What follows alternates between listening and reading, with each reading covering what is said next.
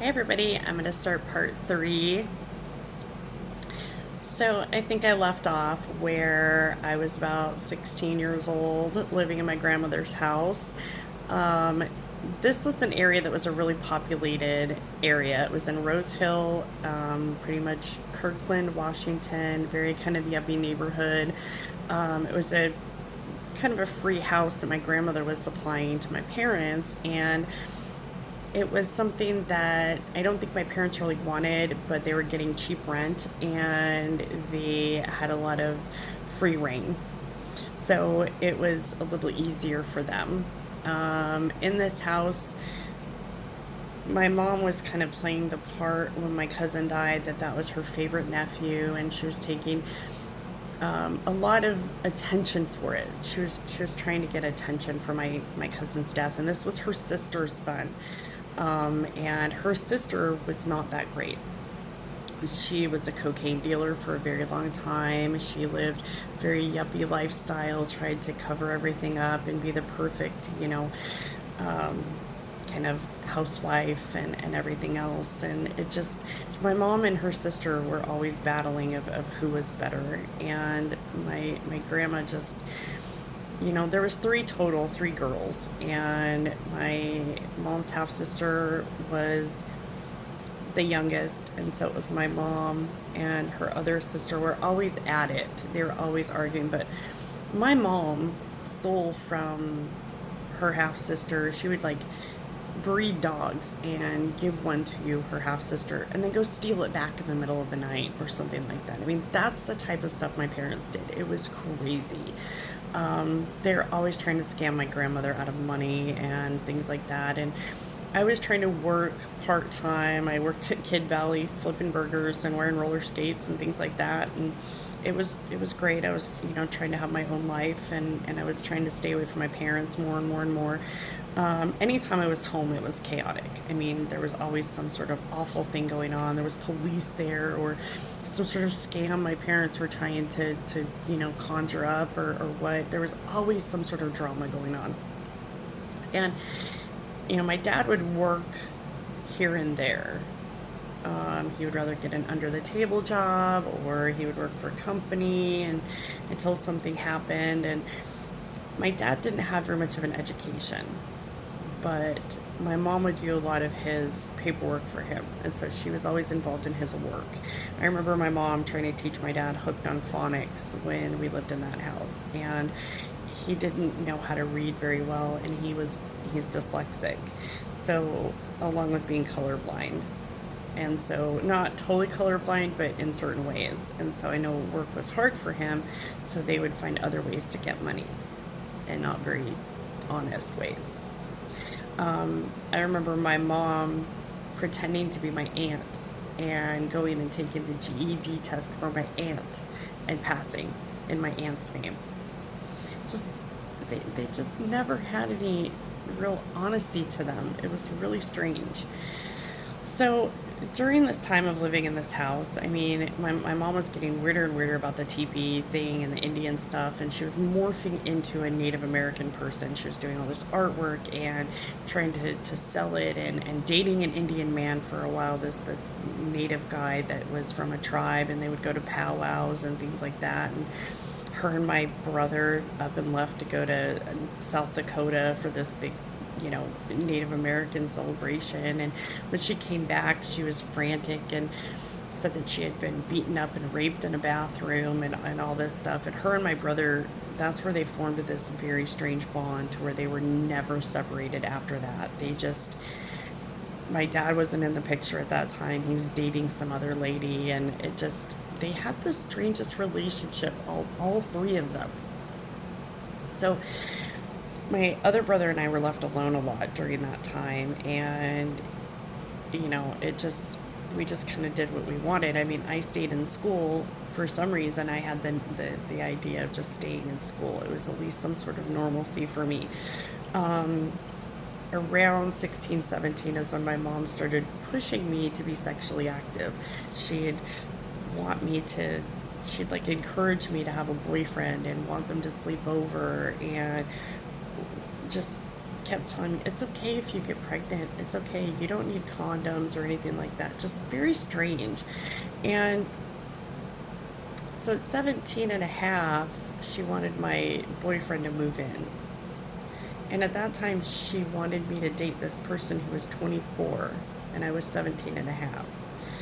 And it was really weird. So I got pregnant. I mean, imagine that. I got pregnant. And I remember my mom really devastated to my dad and my grandmother. But on the other side of things, she was the one that was saying, just have the baby and you can live with us, and everything will be okay, and I'll help you raise the baby, and everything will be all right. And things changed. She started taking credit for me being pregnant, and I didn't know what I wanted. I didn't know what to do. I was still going to school, and school is the only place that I was getting any sort of instruction on life or talking to other people. And I had dated someone, so my kids' dad, my two younger kids, their dad, we met at 16 and dated for a while, and then we broke up around 17, and there was like a year or two break there. But I got introduced to his family, who were Mormon, and I had never seen a family sit down at a kitchen table and eat together, or talk nicely to each other, or parents actually hug and say I love you to their kids. It was really strange to me to see that, and I almost wanted to know more. I wanted to know, what is the strange things going on in this family. So I'll get more into that later, of how that blossomed, but that was my first look into kind of a normal family. Like at my aunt's house, she had this big board on the wall called the Board of Education, and that was the discipline in her house.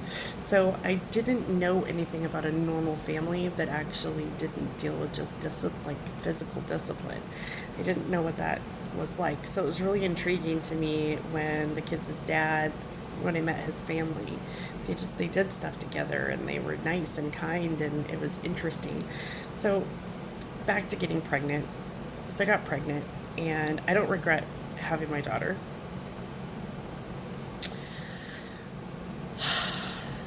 But I regret the way my parents handled it. My dad was in an alcohol rehab center, and my mom drove me up there, and she made me break it to my dad, and it was just really weird. It's like, when it was a bad thing, it was all my responsibility, but when it was a good thing, it was hers, And so she kind of grabbed the horn by the reins on that one, and she kept me close. And the Christmas before my daughter was born in February, I was 18 and a half, and I was pregnant. My parents gave me a car, and that was the first thing they ever gave me, was a car, and I was really surprised. And my dad had given me cars before, but they didn't run. He'd say, "Oh, see that beat up car over there? That's yours, and I'm going to get it running someday, and you can have it," and it would never happen, And cars to me weren't. I got my license way before this, but it's like I spent most of my time working on cars with my dad, so they weren't really all that fun for me. Like when I was 8 years old, my dad made me sit outside for 3 hours with a hairdryer underneath the block of their Mercury that was frozen in the snow. And so for me, it wasn't really fun to have cars. But so they gave me this car, and my daughter was born in February, and I lived with my parents. I don't really remember it too much because it was such a blur. I was so scared, and I didn't know what to do. Now, the school that I went to had childcare on site. It was an alternative school. So my daughter was born, and I went home, and my bedroom was right next to my parents. My mom was always coming in there in the middle of the night and messing with my daughter. Like it was hers. Like it was her baby. And she was trying to push me away, get me out of the scene with my daughter. She wanted to take over caring for my daughter. And it was really hard because I was living with them. I was paying them rent. I was giving them money for food. I was paying utilities, but I was also taking care of my daughter and going to school. And right before I was about to graduate, things got really bad with my parents. Like my mom would offer to babysit and say, "Oh, why don't you take a break for the weekend and we'll babysit?" And dummy me would say, "Okay." And I'd come back and they would accuse me of abandoning her and would call CPS and say that they wanted to take over custody and have grandparents' rights. And this was a constant thing with them. My mother wanted my daughter as her own. I had to fight her for my child. She would not let her go. And so when she was like 3 months old, I moved out. And they fought me over the car and everything else, and constantly calling CPS on me, saying I was a bad parent and that I couldn't take care of my child, and they were trying to get the court to get involved and things like that. And that was my mom's new mission, was to take over my child. And so I moved out with a friend and started dating my old boyfriend from high school, the kids' dad, and we moved. And my mom was still fighting for my child. She was constantly trying to get into her life and take over, like really take over. And so that's where the struggle began with them and fighting for my kid. I ended up trying to marry out of my family. That was my goal, was to marry away from my family. And so I married into a Mormon family. Now, my former mother-in-law was amazing. She taught me everything that I could know about being a parent.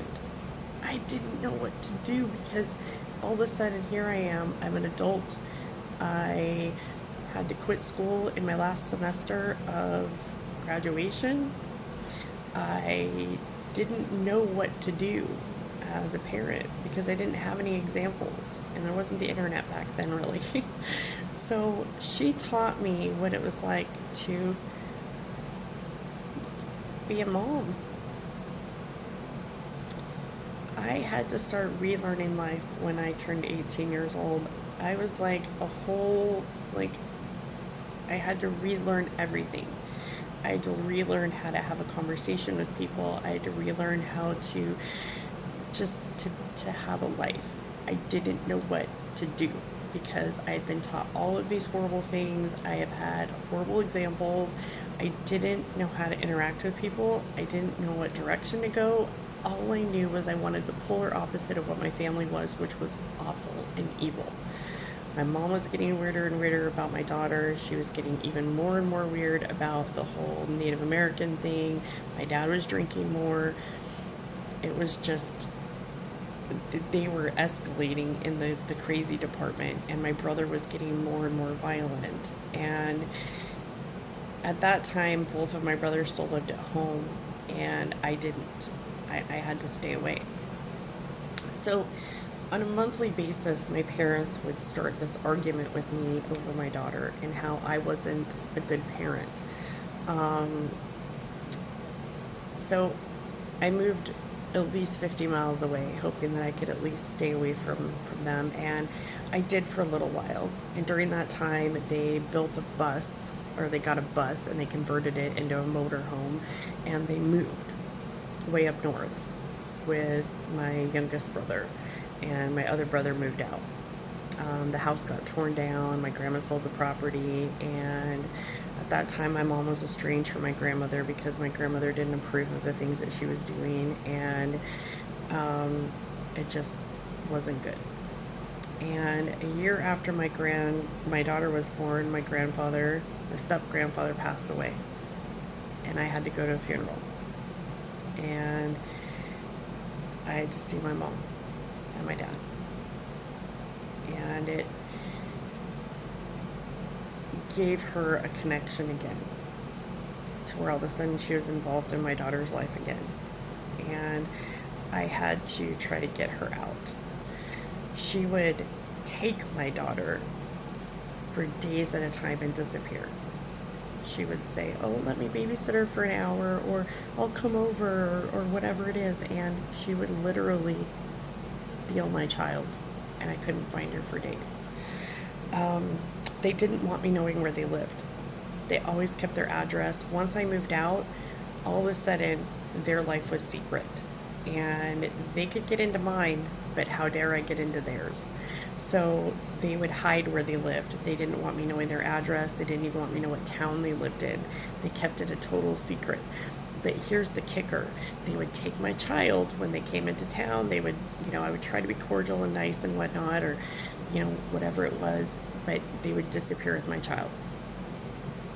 So I ended up getting pregnant with my son. And again, my mom was starting to take over with my son. She wanted to be involved in everything. Now, when my son was a year old, I got a call from my father, I think.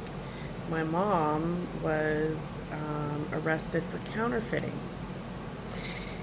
They had decided to print $20 bills on their home computer, on their printer, a home like Epson printer, and they were cashing them. Pike Place Market, grocery stores, things like that, and they got caught. So my mom was in the middle of the night, I don't want to say the middle of the night, it was like 10 o'clock at night. The FBI showed up and took her computer and her printer and everything else and took her to jail. My grandmother bailed her out, but my mom was in federal court for counterfeiting. Now, she was never given any hard time. They had scanned the welfare system, all different insurance companies, stolen things. I mean, you name it. And she didn't even spend one day in jail. They gave her 5 years probation and a bunch of fines. And they seemed to get away with everything they did all the time. There was no consequences. My dad hadn't been to jail for a long time. In my grandmother's house, they had a ton of restraining order against each other. I mean, the cops knew me by first name at this point, and they were always at our house. The neighbors were always calling, or somebody was always calling. I mean, they would try to kill each other. And I mean kill each other with weapons. And it's like they would sell people broken cars, and the people would come back and my dad would put a gun right in their face. It was just a weird situation, and my mom was still morphing into this Native American person. So after the whole counterfeiting thing, they moved somewhere else, and I didn't know where they were. About 6 months went by, and they contacted me and wanted to know if we wanted to come up for Christmas. Now, we didn't have a car at that time, and we were taking public transportation, and I had my son and my daughter, and I think Ellie was almost 4, and Noah was just a baby. But we took the Greyhound up to the town where they were, and my father picked us up. And my mother was in the car too. It was a van with no seats in the back, no nothing. And my father was driving almost 100 miles an hour down this long, windy road right next to a river, drunk off his ass. And I've never been so scared in a vehicle in my life. My kids are sliding all the way across the floor, and it was just horrible. During that 2-day visit, my brother was shooting guns off in the house around my kids. There was fireworks going off inside the house. I mean, it was insane. It was just like I was little again. Lots of drinking, lots of violence, lots of guns, lots of just craziness. And so we managed to get out of there and go back to our nice little house. And my in-laws were really good. I always felt like I didn't fit in because I didn't. But I tried to marry out of the family. But they were always on my heels. They were always trying to have control over my kids. And as my kids got a little bit older and able to understand is when things got really, really bad. My mom formed this bond with my children, and I couldn't stop her. It's like she was an impossible force. I could not stop her. And she would try to convince the children that I was bad and she was their savior, and that I was raising them horrible, but she was there to protect them and save them. and that all they needed was her. And she would undermine me on everything. And it was just, I mean, I couldn't stop her. The things that she would expose my kids to, it's like she had this uncontrollable hold on my kids, and I couldn't keep them away. She would somehow weasel in and get back to my kids and convince them that I was bad and she was good. And as my kids got older, she would convince them to come and live with her and things like that. But I'm not going to get too far into this before, because it gets worse. But my son had an accident when he was 2. And I was at work, and his dad was at home, and he was watching the kids. We had every safety precaution imaginable on the cupboards and such. And my son somehow got those off and drank a cup of Drano. But I'm going to stop because it gets worse from there. But my mom, she created a new mission, which was to take over my kids and make sure that I was miserable over it. No matter what good I tried to do in my life, she was making sure that she had control. And so now all of a sudden I've got, these few years have gone by, and I've got this mother who looks like an Indian war chief, my alcoholic father, my psychopathic brother who would kill anybody, and a wall I'm trying to build up with my kids. And I can't keep them out. They were like this zombie force that just seemed to infiltrate any sort of, fortress that you built. And they would always find you and always just poison anything that you were trying to do. And it got 10 times worse when my kids got a little older. And I'm going to stop because the things that they did when my kids were a little older were incredible. And we're talking police chases, and it's insane.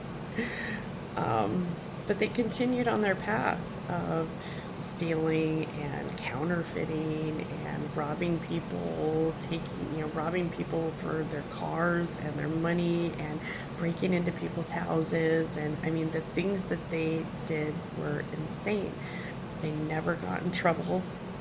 After my dad went to prison, early on, he didn't go to prison after I think I was like 13, and my mom didn't really get in any sort of trouble for the counterfeiting. She just got a slap on the wrist with some fines and probation and said bye, which was really weird. But I don't want to go any further because the things that happen with my kids are really detailed, and they can take some time to tell. So basically at this point, I'm like 22 years old, and I've got 2 kids, and I'm trying to keep my parents away, and they won't stay away. They're beating down our door, trying to get to our children, and my son is critically ill. So anyway, there's a lot that I haven't added. As it comes to mind, I will add it. It's just hard because there's so much of it. There's so much memory.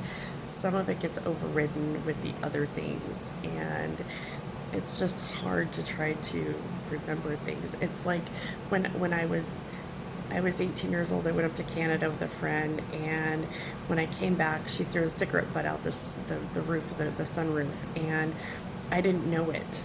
And we came back to my house, and we went downstairs, and we went to sleep, and my mom comes downstairs the next morning really early, and she starts waking me up. She says, Jenny, your car's on fire. You might want to go put it out. And that's all she did. She just woke me up to let me know my car was on fire. She didn't want to help me put it out or call the fire department or anything like that. Just, Jenny, your car's on fire. You might want to put it out. And she just calmly walked back upstairs. So living with a sociopath, or two of them, or three of them, is a real interesting ride. And I'm lucky I got out alive, but I still have a lot of scars from it. But anyway, I will see you guys in the next one.